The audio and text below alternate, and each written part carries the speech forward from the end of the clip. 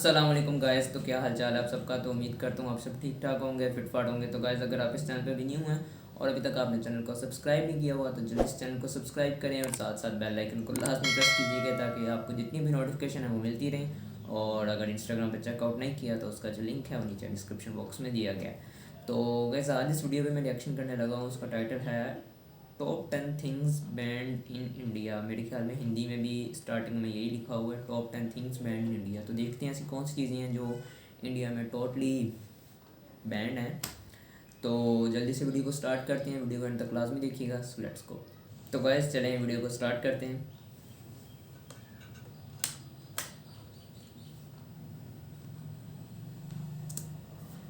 भारत में प्रतिबंधित टॉप 10 चीजें। Top 10 things band in India.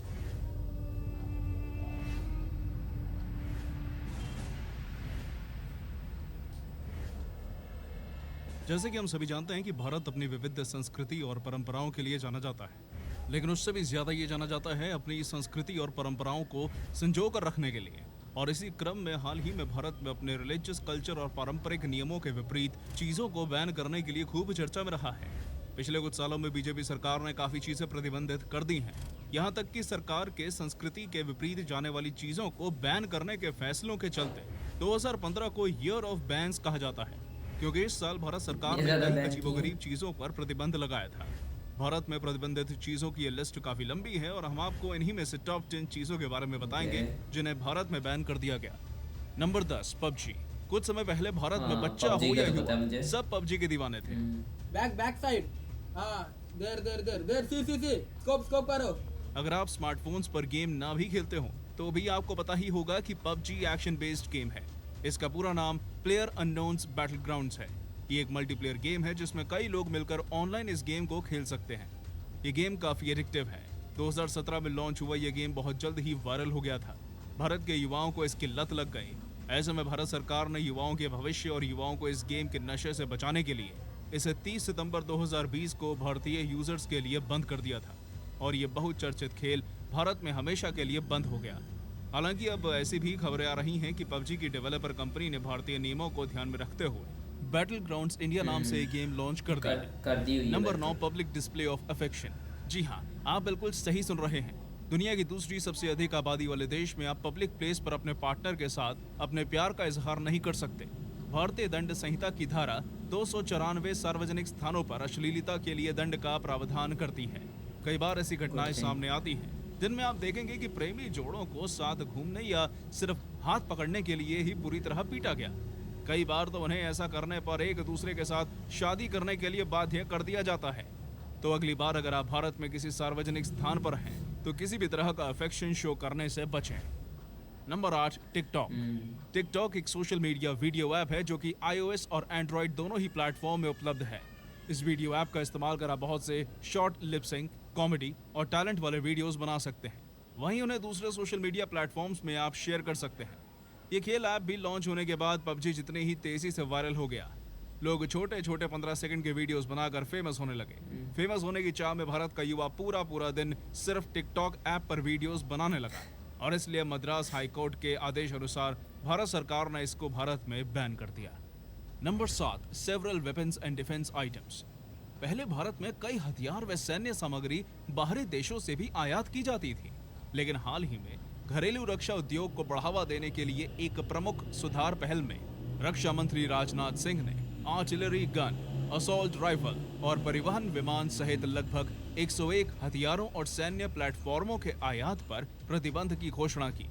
रक्षा मंत्रालय ने 101 वस्तुओं की एक सूची तैयार की है जिसके लिए आयात पर प्रतिबंध को 2020 और 2024 के बीच उत्तरोत्तर लागू करने की योजना है। अब भारत अपनी अधिकतर सैन्य सामग्री का निर्माण स्वयं करेगा। घरेलू रक्षा उद्देश्य को बढ़ावा देने की दृष्टि से एक अच्छी पहल है। Number 6, Foy grass. लंदन में हुए प्रोटेस्ट के बाद जिसमें फोई ग्रास के उत्पादन के तरीके के खिलाफ विरोध प्रदर्शित किया गया था, भारत इस फ्रेंच डेलिकेसी को बैन करने वाला पहला देश बन गया। असल में यह डक के लीवर से बना एक फ्रांसीसी खाद्य पदार्थ है और लोगों का कहना था कि इसको बनाने के लिए बतखों को काफी बर्बरता पूर्वक मारा जाता था, इसलिए अब भारत में फोई ग्रास का आयात बंद कर दिया गया है।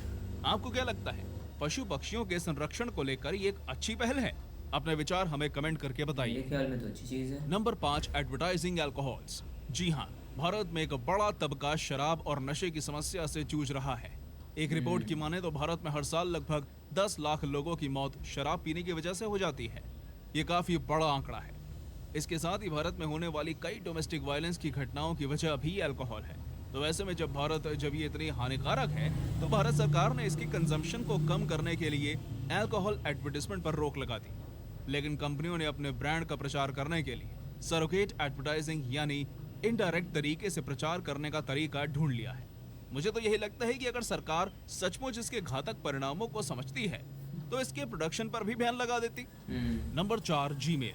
यही मैं बात करने आपको लग वाला रहा होगा मैं तो अभी भी जीमेल का इस्तेमाल कर रहा हूँ, फिर ये भारत में प्रतिबंधित कैसे हुआ?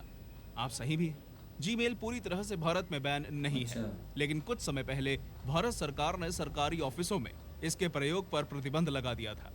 क्योंकि सरकार अपने ऑफिसर्स की एक्टिविटी पर नजर रखना चाहती थी। साथ ही साथ भारत सरकार का यह भी मानना था कि किसी अन्य देश का ईमेलिंग सर्वर होने से इंफॉर्मेशन लीक होने का भी संकट हो सकता है। इसलिए फरवरी 2015 को भारत में इस ऐप को बैन कर नेशनल इंफॉर्मेटिक्स सेंटर (NIC) द्वारा बनाया गया भारतीय ईमेलिंग ऐप लॉन्च किया। अब सरकारी एम्प्लॉय द्वारा और सरकारी ऑफिस में उसी का प्रयोग किया जाता है। Number 3, gambling. गैमलिंग यानी सट्टेबाजी। वैसे तो ये खेल भारत में प्राचीन काल से ही खेला जाता रहा है। वेदों में भी इसको खेले जाने का वर्णन मिलता है और आज भी काफी चर्चा में है। इसमें बहुत पैसा जीत कर जल्दी अमीर होने की लालसा लोगों को इस ओर ज्यादा आकर्षित करती है। लेकिन इसका एक काला सच ये भी है कि ये आदमी को फकीर भी बना सकता है। साथ ही इसकी आदत भी जल्दी लगती है और इसलिए भारत में इसे बैन कर दिया गया। लेकिन यहाँ अभी भी ऑनलाइन गैम्बलिंग के लिए कोई नियम नहीं है। आज के समय में जहाँ हर तरफ इंटरनेट का वर्चस्व है, ऐसे में ऑनलाइन गैम्बलिंग को लेकर भी नियम बनाने की जरूरत है। ये तब और भी जरूरी हो जाता है जब कोरोना पैंडेमिक के समय लॉकडाउन में लोग लंबे वक्त तक घर में बेरोजगार रहे। तो इस समय अपनी फाइनेंशियल नीड्स को पूरा करने के लिए उन्हें ऑनलाइन गैम्बलिंग एक सही और सरल रास्ता लगा। पिछले कुछ सालों में भारत में 2020-2021 में ऑनलाइन गैम्बलिंग के सबसे अधिक मामले सामने आए हैं। Number 2, consumption of beef. अंग्रेजी भाषा में अलग अलग जानवर के मांस के लिए अलग अलग शब्द प्रयोग किए जाते हैं। जैसे बकरी के मांस के लिए मटन, मुर्गे के लिए चिकन और उसी तरह गौवंश यानी गाय, भैंस, बैल आदि के मांस को बीफ कहा जाता है। एक समय था जब भारत में बीफ का उत्पादन इतनी बड़ी मात्रा में होता था कि यह दुनिया का सबसे बड़ा तीसरे नंबर का निर्यातक देश था। यहाँ से बड़ी मात्रा में बीफ अलग अलग देशों में भेजा जाता था। अमेरिका के कृषि विभाग द्वारा जारी किए गए आंकड़ों के मुताबिक अक्टूबर 2015 में भारत से 1.95 मिलियन टन बीफ का निर्यात हुआ था। लेकिन क्योंकि भारत एक कृषि प्रधान देश है, तो आपके मन में ये सवाल आ सकता है कि जब बीफ इंडियन इकोनॉमी का बड़ा स्रोत था, तो इसकी वजह है भारत एक कृषि प्रधान देश है। एक समय में कृषि बैलों की मदद से की जाती थी।